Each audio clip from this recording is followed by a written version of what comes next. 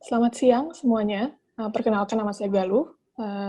Hari ini saya bersama tim saya akan mempresentasikan aplikasi yang telah kami kembangkan bernama Pelit App.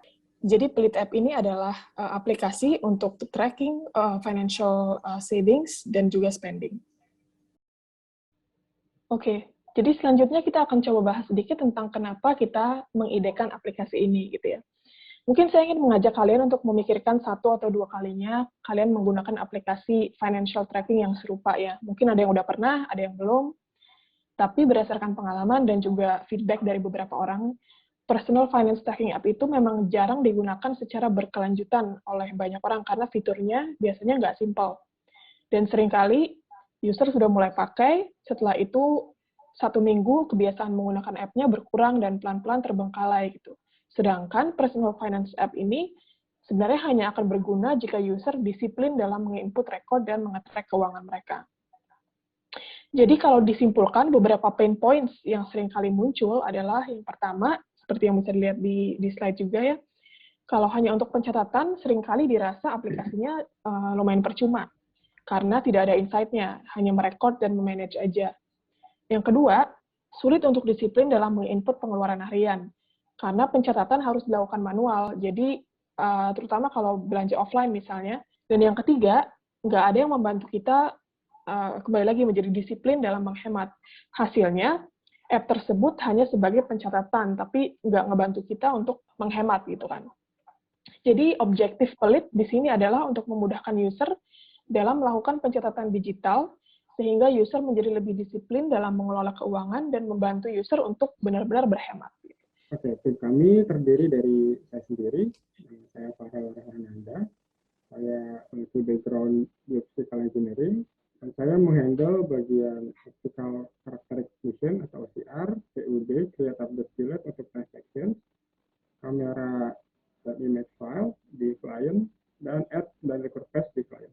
Oke, halo, saya Galuh Alifani.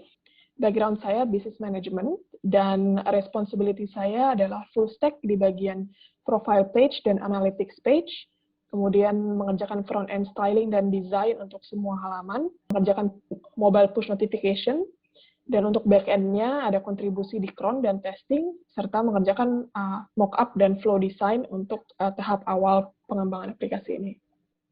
Halo, nama saya Ahmad Faisal.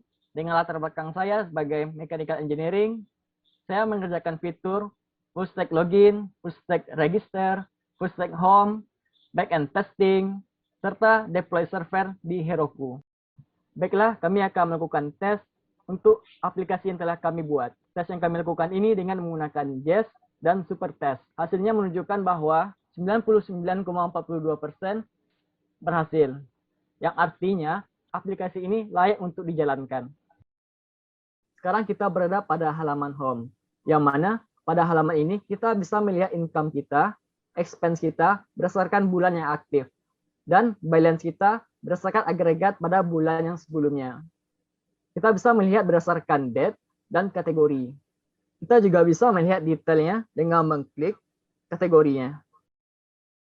Oke, jadi setelah dari home, kita bisa navigasi ke halaman My Profile dan Dashboard Analytics dengan mengeklik foto profile di kanan atas.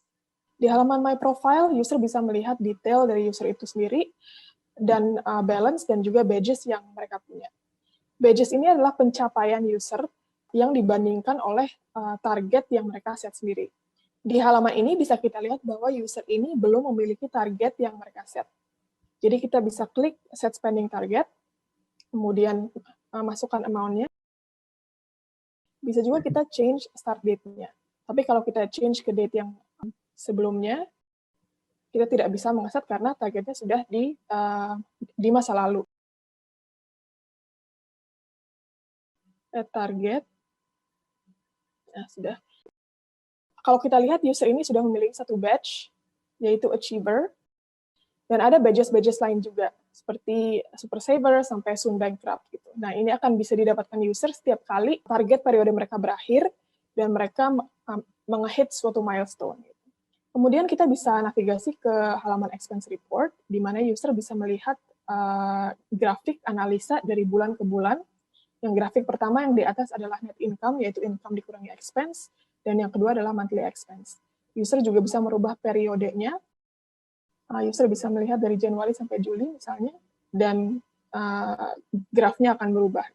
Oke, dari sini kita bisa navigate kembali ke halaman home dengan mengeklik tombol burger menu. Nah, sekarang gimana kalau user mau menambahkan income atau expense-nya? Kita bisa pencet plus merah di sebelah atas kiri.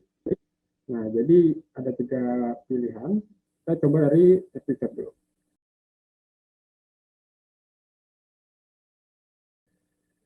Oke, setelah loadingnya selesai dan gambarnya terbaca, user akan dialihkan ke page atau report. Di sini user diharuskan untuk mengisi beberapa input.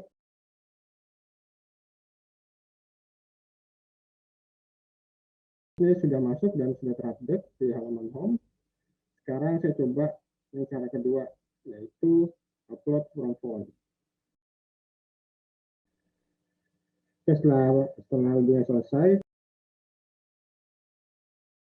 tapi date-nya masih salah, jadi saya ubah lagi. Oke, dan inputnya ini tadi. Terus bisa juga saya nyoba dengan cara ketiga, itu ikut manual. Cara sama seperti tadi, tapi mulai dari nol.